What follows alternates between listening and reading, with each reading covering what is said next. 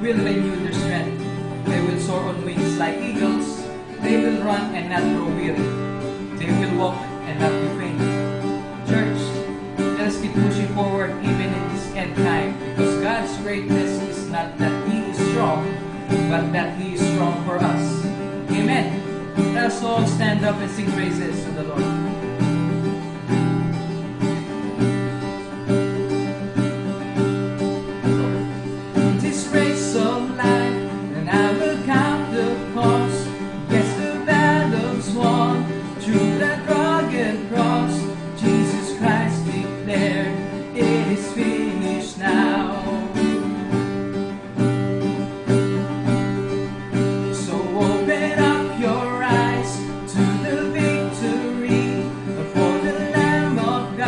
Set the captives free.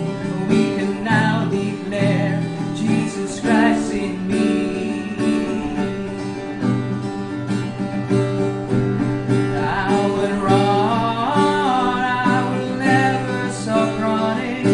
You are the one, you're the reason I'm pressing on. I will run as you faithfully finish the work you've begun in my life. I am pressing on. Jesus, I'm pressing on. There's no turning back from this life you gave, and I will run this race and throw my sins away. And I can now declare I have been set free. Jesus Christ, my King, and He's alive in me.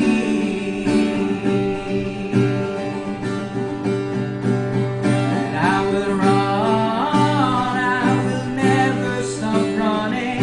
You are the one, you're the reason I'm pressing on. And I will run as you faithfully finish the work you've begun in my life. I am pressing on. Jesus, I'm pressing on. You're the reason I sing. You're my God and my King. You are holy. You are holy. You have carried my shame. There is life in your name. You are worthy. You are worthy. You're the reason I sing. You're my God and my King. You are holy. You are holy. You have carried my shame. There is life in your name. You are worthy. You are worthy. You are worthy.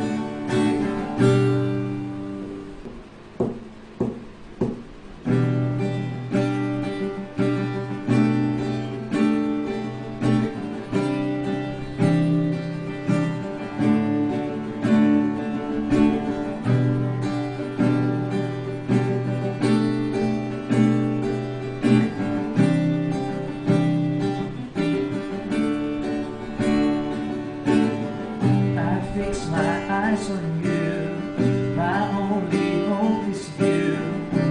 I find my rest when I lean on you.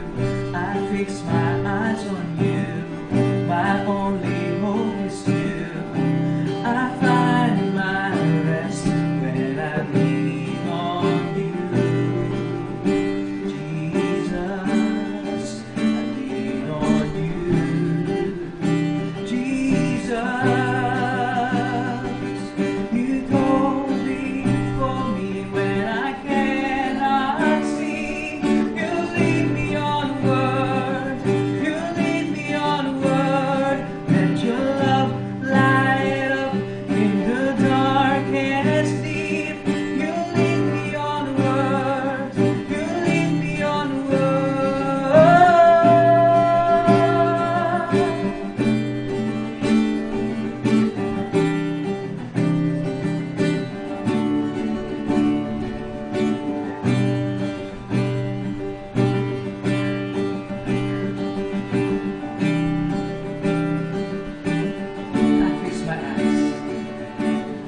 I fix my eyes on you, my strength and my refuge. I find my way when I run to you. I fix my eyes on you, my strength and my refuge. I find my way when I run to you. Jesus, I run to you. Jesus, you go before me when I cannot see. You lead me onward. You lead me onward. Let your love light up in the darkest deep. You lead me onward. You lead me onward. Your light shines straight to the night. Now we can see you. We will follow you when you lead us. We run, run, run to your side. Our hearts are eager. We will follow you. Your light shines straight to the night. Now we can see you. We will follow you when you lead us.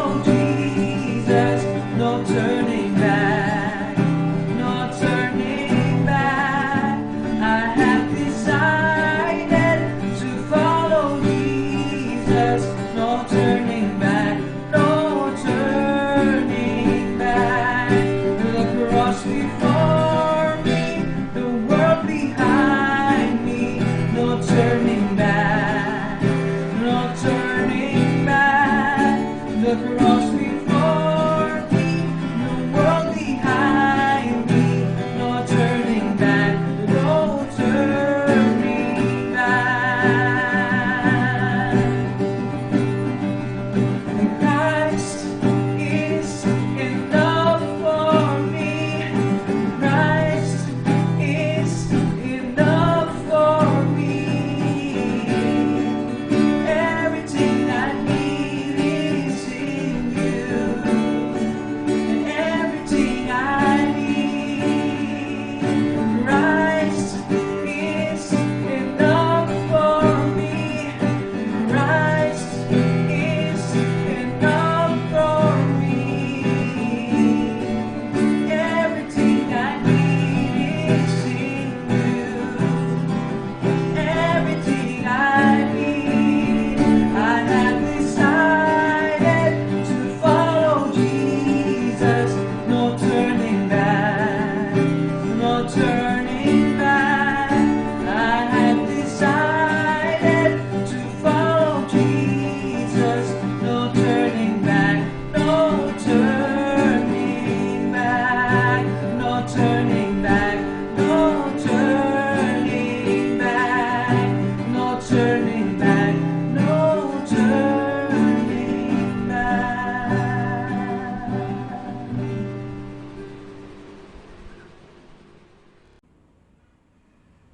Isang mapagpalang araw po sa inyo lahat mga kapatid. Sana po'y nasa maayos kayong kalagayan sa mga sandaling ito. At bago po sa ating pananalangin, hayaan niyo pong basahin ko po ang sinasabi sa sulat ni Lucas sa Kabanata 17, talata 5 hanggang 6. Na may kinalaman din po ito sa tema natin sa buwang ito ng Agosto, The Faith Essential as Church is Moving On. Yan ito po ang sinasabi ng kasulatan. Sinabi ng mga apostol sa Panginoon, dagdagan po ninyo ang aming pananampalataya. Tumugo ng Panginoon, kung ang inyong pananampalataya ay maging sinlaki ng butil ng mustasa, masasabi ninyo sa punong ito ng sikamoro, mabunot ka at matanim sa dagat, at susundin kayo nito. Purihin po ang ating Panginoon sa pagkabasa ng kanyang mga salita. At tayo po lahat ay sama-samang manalangin. Panginoon Diyos na makapangyarihan sa lahat, nawa pagkalooban mo kami ng matatag at malakas na pananampalataya sa inyo, Panginoon. Upang sa gayon, Panginoon, ay magawa namin ang mga bagay na iniutos mo at maging matagumpay kami sa aming mga balaking, Panginoon. Panginoon, alam namin na ang katagumpayan ng aming mga gagawin ay nakasalalay lamang po sa aming pananampalataya sa inyo. Kung kami lubos na nagtitiwala sa inyong kapangyarihan at susunod ng buong puso. Kaya naman sa mga nabanggit mula sa iyong sulat, Panginoon, nawa magkaroon nga kami ng kahit kasinlaki ng butil ng mustasa na pananampalataya upang sa gayong, Panginoon, ay magbigay kaluguran ang aming mga paglilingkod sa iyo. Panginoon, patawarin mo po kami kung minsan kami ay nagkakaroon ng pag-aalinlangan. Subalit sa pamamagitan ng aming pagtingin sa Panginoong Hesus, alam namin, Panginoon, na kami makapagpapatuloy na gawin ang mga bagay na iniutos mo. Purihin ka sa umagang ito sa pangalan ng aming Panginoong Hesus. Ito po ang aming dalangin. Amen. Amen.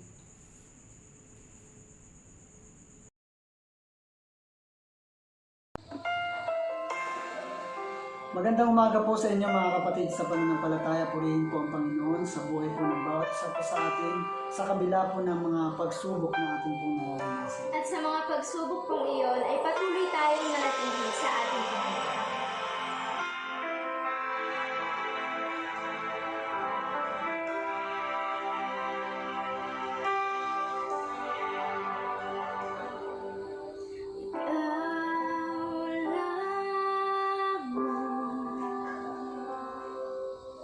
Panginoon,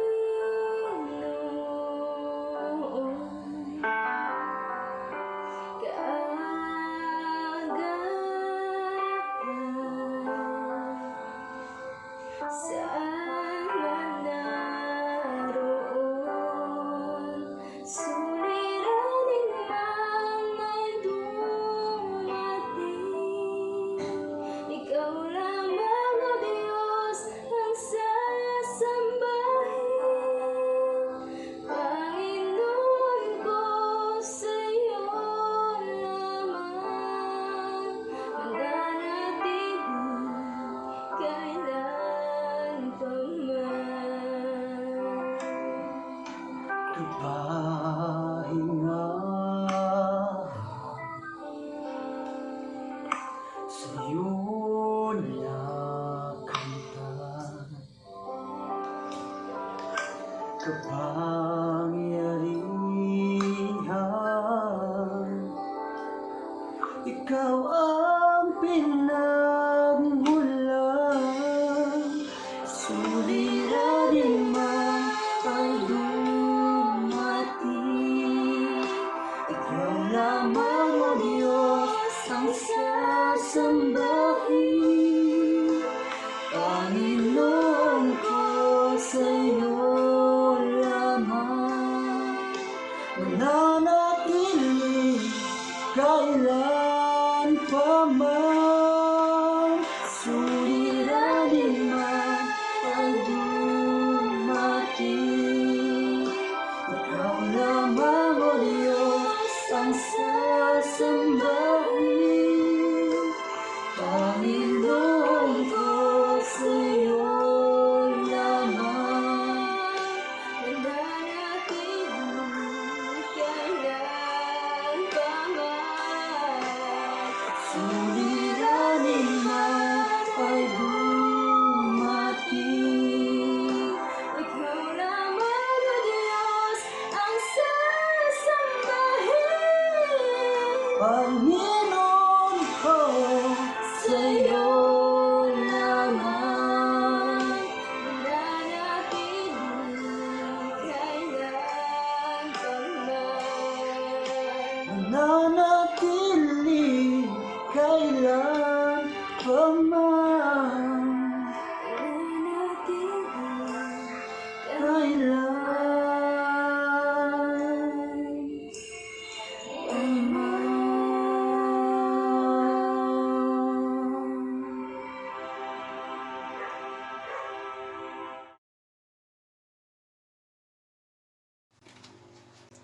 Kamusta na po kayo mga kapatid sa Soul Seeker? Patuloy pa rin tayong mag-iingat dahil sa COVID-19 at ngayon po ay nakapasok na nga ang Delta variant. But God is with us as His church and as family kaya wala tayong dapat na katakutan. So have faith in Him. Faith, pananampalataya. And that is the theme for this month of August. The faith essential as church moving on. Napakahalaga po ng pananampalataya sa ating pagpapatuloy bilang isang iglesia at bilang isang mananampalataya. Now, the message this morning, what is the topic? The role of faith as we run the race. Faith is absolutely necessary in moving forward. Ano po ba ang ginagampan ng papel ng pananampalataya sa ating buhay Kristiyano? Napakahalaga na ang pananampalataya ay ating bigyan ng mataas na pansin at pag-aaral sa mga panahong ito. Napakahalaga ng pananampalataya sa patuloy nating pagharap sa panahong ito na narito pa ang kasalukuyang krisis sa ating bansa at maging sa buong mundo. Dulot nga nitong COVID. And along the way, ay naroroon po ang panawagan sa atin na patuloy po tayong tumakbo sa ating takbuhing Kristiyano or Christian race. Napakaganda po ng mga katanungang ito mga kapatid. And let's have some personal reflection on this. Kailan po kayo huling nag-jogging? Natapos nyo naman po ba? Naranasan nyo na po bang tumakbo ng malayo o sumali sa marathon? Ano ang madaling gawin sa kalagitnaan ng ating pagtakbo? To quit or to continue running hanggang sa makarating tayo sa finish line? Ito ay magandang pagtutulad o paglalarawan sa ating takbuhing Kristiyano, faith and the Christian race. Ang takbuhing ito ay totoong puno ng hamon at pagsubok, lalo pa sa kasalukuyang pandemya. It's either you give up or you endure. Kailangan may iba yung pagtitiis sa pamamagitan ng ating pananampalataya sa Panginoon, perseverance, endurance. Now, let's look into this truth, faith in God. Now, first point, ang una pong tutukuyin natin ay the role of faith is essential to Christian race. Mahalaga ang pananampalataya sa ating Kristiyanong takbuhin. Hindi maaaring walang faith. For without faith, it is impossible to please God. Tayo po ay nagdedepende sa Diyos. Now, the question is, what is faith? Lagi na po natin itong naririnig. Sa simula't simula pa lang, pananampalataya, faith, pananampalataya. So what does it mean? Ano po ang sinasabi sa mga Hebreo 11? Ang pananampalataya ay ang katiyakan na matatanggap natin ang mga bagay na inaasahan natin. At ito ay ang pagiging sigurado sa mga bagay na hindi nakikita. So naroroon po yung katiyakan, mayroon po tayong inaasahan at yan po ay sigurado, mga bagay na hindi natin nakikita. Faith is believing and trusting who God is and what God can do far beyond our human thoughts and finite strength. Kaya ang pananampalataya po ay paniniwala sa Diyos at pagtitiwala sa Kanya. Pananampalatayang lumalapit sa Kanya at naniniwalang may magagawa ang ating Panginoon. Nakasalalay ang pananampalataya base sa kanino tayo naniniwala o saan nakabatay ang ating paniniwala. Kay Kristo ba, sa kanyang mga salita, sa salita ng Diyos, o sa sitwasyon o suliraning ating kinakaharap. Kaya, ang buhay Kristiyano ay dapat may pananampalataya. Running the race with faith. May tamang pagsisimula, tamang training o pagsasanay, at tamang pagpapatuloy na may hangarin na marating ang dulo ng takbuhin. May direksyon, sabi nga. Pilipos 3:14, ganito ang sinabi sa atin ni Apostol Pablo, tulad ng isang manlalaro, nagpapatuloy ako hanggang makamtan ko ang gantimpala na walang iba kundi ang pagtawag sa akin ng Diyos na makapamuhay sa langit sa pamamagitan ni Kristo Jesus. Yan po ang naisin ni Apostol Pablo. And as practical application, how we can run the race victoriously, na naroroon po ang pagtatagumpay. Unang-una, manalangin lagi, kasama ang ating personal devotion. Pangalawa, do our church assignment. Pangatlo, bantayan ang gagawin ni Satanas, lalo pat ang iglesia ay nagpapatuloy sa kanyang mga pananalangin at sa kanyang vision, sa kanyang mission. Iwasan ang kasalanan, laging maging mapagbantay sa nababasa natin sa social media. What else? Let us join discipleship small groups and grow in the Lord Jesus Christ. Mahalaga rin ang mentoring for leadership development. Ano pa? Huwag nating sayangin ang oras sa mga bagay na walang saysay. And let us have a good spiritual condition with the Lord. Be at peace. Cast out your fear in the Lord. Learn lesson after lesson from this pandemic crisis. God is doing something as we wait. Now, narito po ang pangalawang tutukuyin natin, the second major point. The Christian race is a challenge of faith. Yes, ang Kristiyanong takbuhin ay hamon sa ating pananampalataya.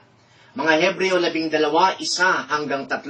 Kaya nga, dahil napapalibutan tayo ng ganon karaming mga saksi, iwaksi natin ang bawat bagay na nagpapabigat sa atin at ang kasalanang mahigpit na pumipigil sa atin. At takbuhin nating may pagtsatsaga ang takbuhing inilagay sa ating harapan.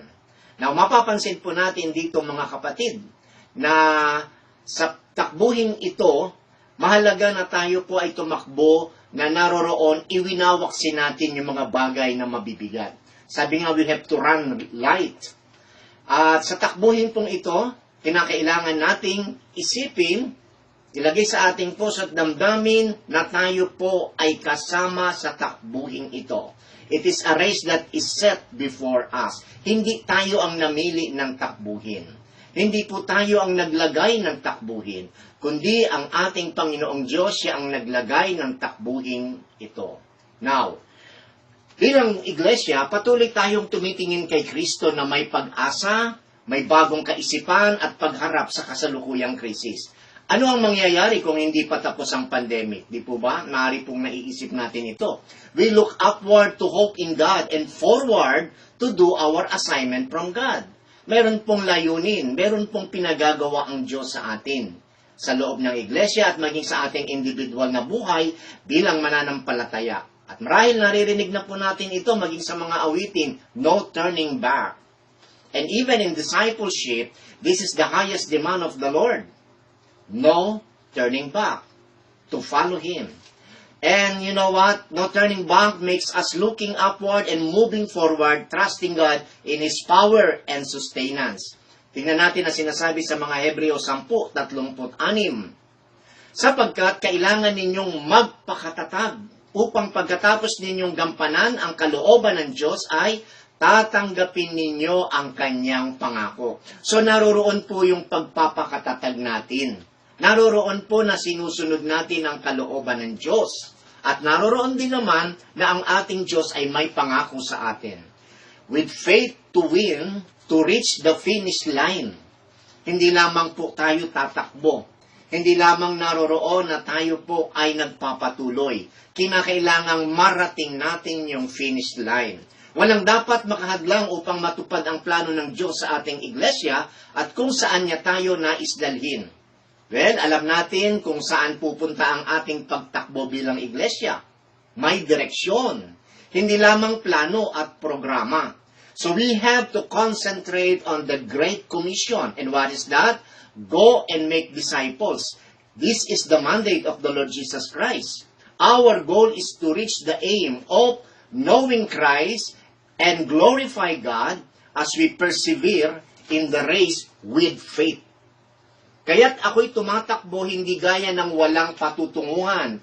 Hindi ako sumusuntok na parang sumusuntok sa hangin. Yan ang sinabi ni Apostol Pablo. Maaring may mga bagay na maaring nagpapahina ng ating loob. Maaring ang iba't ibang anyo ng pagsubok o suliranin at mga panibagong suliranin pa. Maybe personal, maybe financial, maybe relational.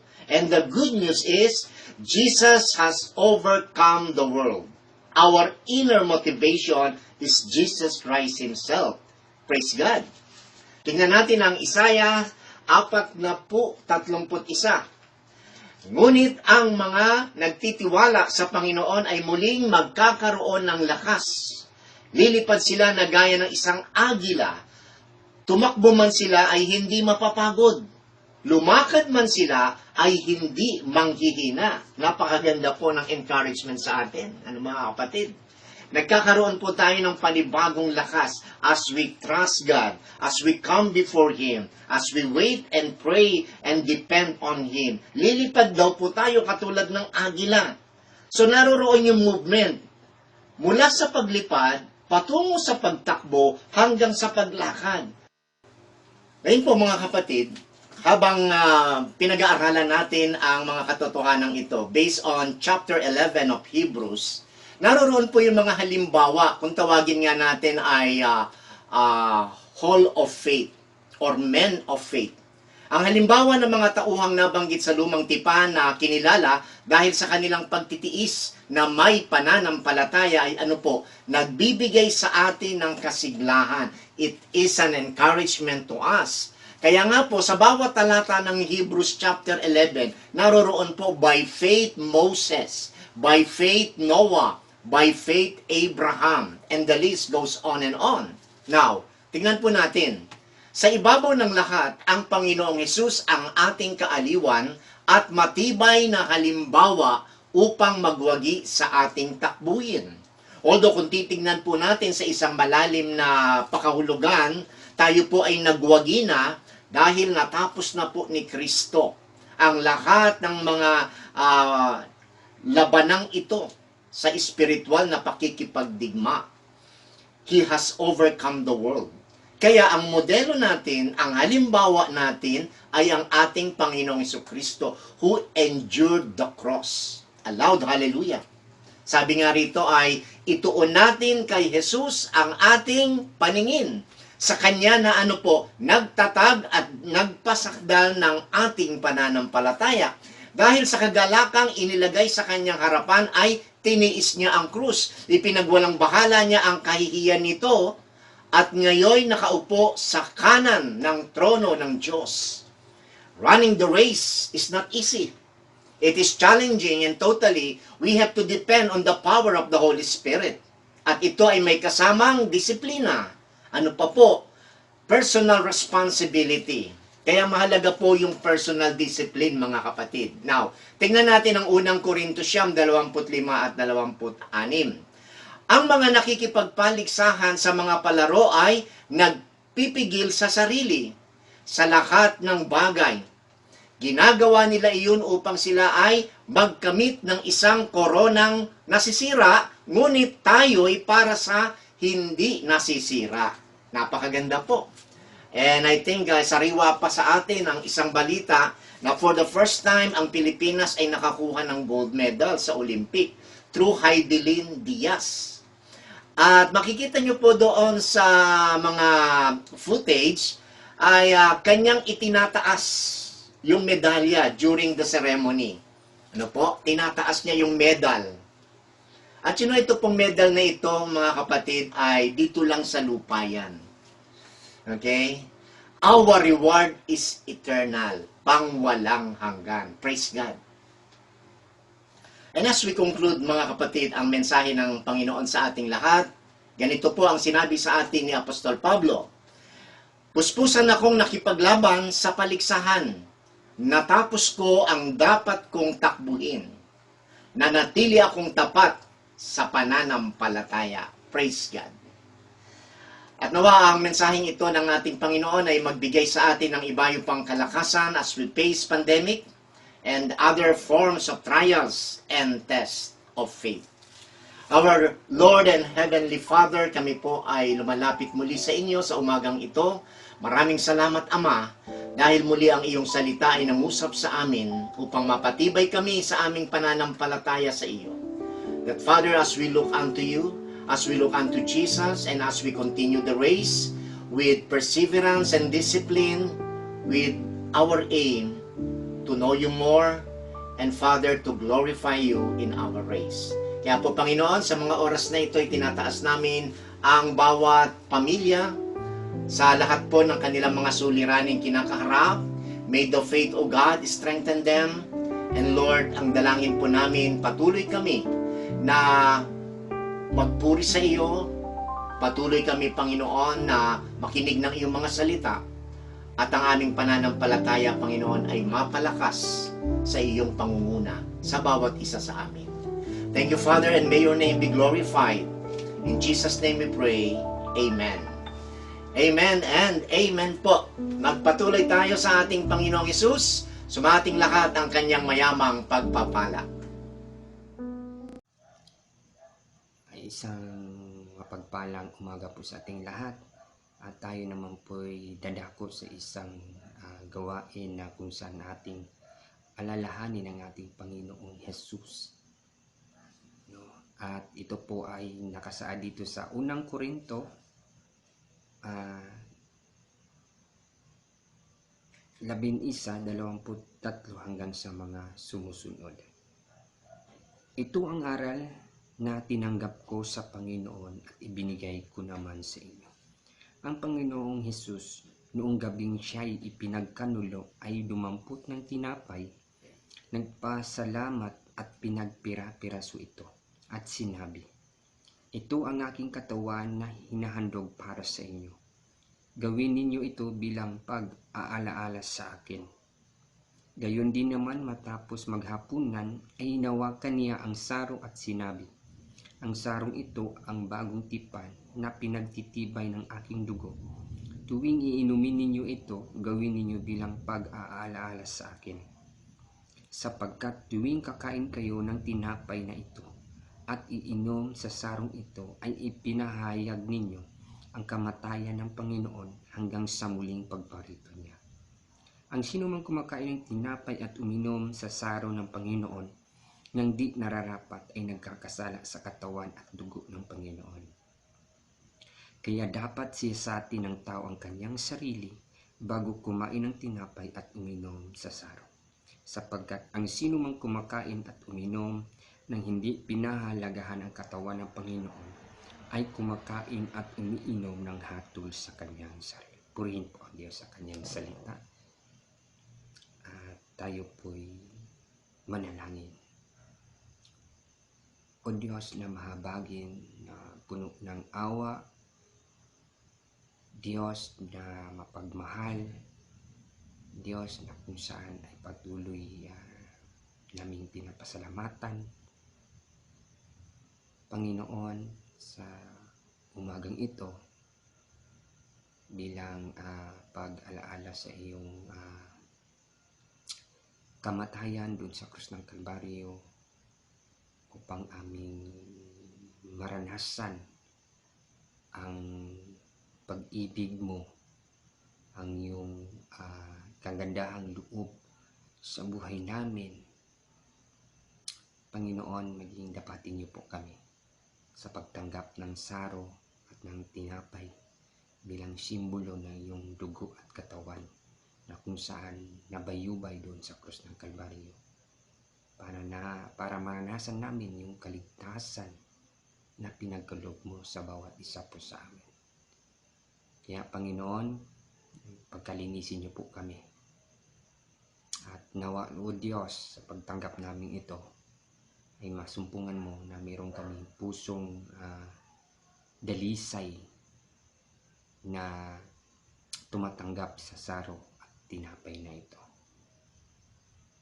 Purihin ka sa araw na ito, O Diyos, at sa mga kapatid namin sa kanya-kanyang tahanan. At bilang pag-alaala nito, O Diyos, kami ay nagkakaisa at nagpupuri sa umagang ito. Ito naman po ang dalangin sa matamis na pangalan na si Jesus. Amen.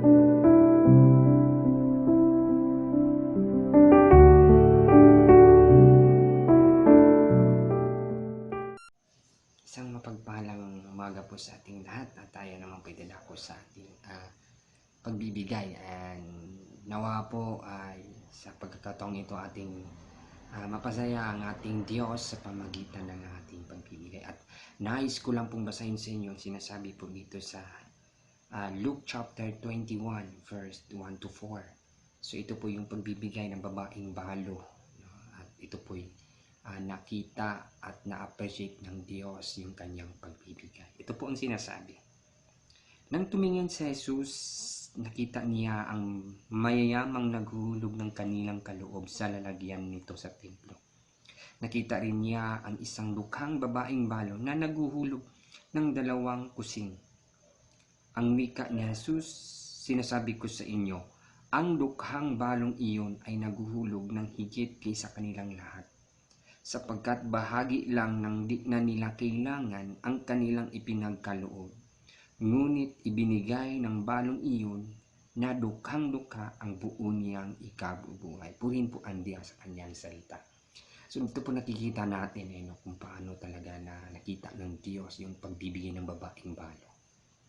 Now, God looks intently doon sa heart, sa bawat puso natin, sa ating pagbibigay. It's not a matter of the amount, but it's a matter of the attitude of the heart. So doon po tumitingin ang Diyos sa ating pagbibigay. Kaya nawa sa ating gawang kamay, kung ano man meron tayo na ibibigay sa Diyos, nawa makita ng Diyos na naroon yung ating puso tapat na ibinabalik yung kanyang pagpapalang na tamasa natin. Kaya tayo po'y sama-samang manalangin at ipagpasalamat po natin. O Diyos na dakila na makapangyarihan sa lahat, Diyos na kung saan ay nagmamay-ari ng aming buhay, Diyos na kung saan ay pinagmulan ng pagpapala ng aming buhay. Panginoon, sa umagang ito, as we give, O God, doon sa bahay-sambahan mo, Nawa o Diyos sa pamagitan nito ay amin kang mabigyan ng kapurihan at higit sa lahat, Lord, ay magamit ito to extend your kingdom o God dito sa lupa na aming ginagalawan. Kaya Panginoon, pagpalain niyo po yung bawat isa sa amin na sa kanilang pagbibigay o Diyos sa kanilang gawang kamay ay magamit po ito for your glory, for your purpose. O God. Kaya maraming salamat sa lahat ng pagpapala na natama sa namin o Diyos sa kabila ng aming naranasan sa buhay namin dito sa mundong ibabaw, at nariyan pa rin yung pag-iingat, pagmamahal at pagpapala na kailan may hindi nagkulang sa buhay namin o Diyos. Kaya purihin ka sa umagang ito. Ito lamang po ang dalangin sa matamis na pangalan na sa Jesus. Amen and amen.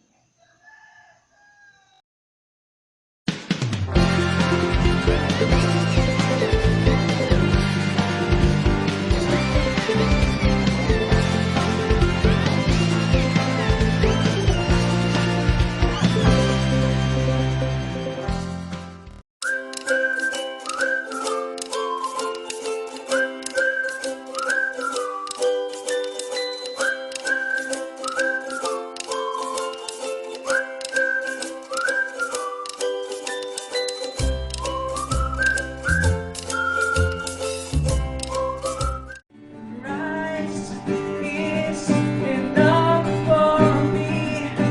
Christ is enough for me. Everything I need is in you. Everything I need, I have decided to follow Jesus. No turning back, no turning back. I have decided to follow Jesus. No turning back, no turning back, no turning back, no turning back, no turning back, no turning back.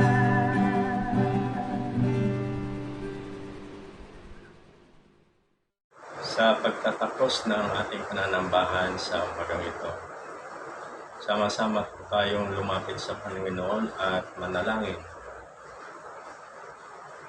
Dakilang Diyos, banal at tapat Panginoon, salamat o Diyos sa buong isang linggong kami ay iyong iningatan. At niloob mo po ang araw ng linggong ito upang ikaw ay muli naming sambahin, purihin, awitan, Panginoon, sa iyong dakilang pangalan. Salamat, Ama, sapagkat sa mga nangyayari sa aming paligid, nariyan ka upang kami ay gabayan. Bagamat may panibagong Delta variant, Panginoon, na narito ngayon sa bansang Pilipinas, ang aming dalangin, Ama, ang iyong pag-iingat sa iyong mga anak, Panginoon, ay patuloy mong ibigay. Dalangin din namin, O Diyos, sa natapos na gawain ng Soul Seeker, ang DBBS. Salamat, Ama, sapagkat ibinigay mo sa mga teacher, Panginoon, ang lakas, talento, upang kanilang maipahayag, Panginoon, sa mga bata ang iyong mga salita sa kanilang puso at isipan, Panginoon, upang ito ay tumimo at mamunga, Panginoon, sa darating na panahon. Salamat din, Ama, sapagkat hindi mo kami iniiwan o pinababayaan man, Panginoon, sa gipit na kalagayan. Tunay nga na ang iyong kamay ay napakahaba, Panginoon, upang kami ay abutin at pagpalain, O Diyos, sa umagang ito. Salamat, Panginoon, sa iyong mga salita na aming narinig. Kayo ay aming maitaas sa umagang ito, at ang aming pananampalataya, Panginoon, ay huwag matinag, O Diyos, sapagkat sa iyo lamang kami nagtitiwala, nananalig, Panginoon, sa umagang ito. Ang pagpapala nawa, Panginoon, ay aming makamtan sa umagang ito, O Diyos. Ang pag-ibig ng Diyos ang pagpapala ng Panginoong Kristo at ang pakikipisan ng Espiritu Santo ay sumaatin nawa ngayon at magpakailanpaman. The Lord bless you and keep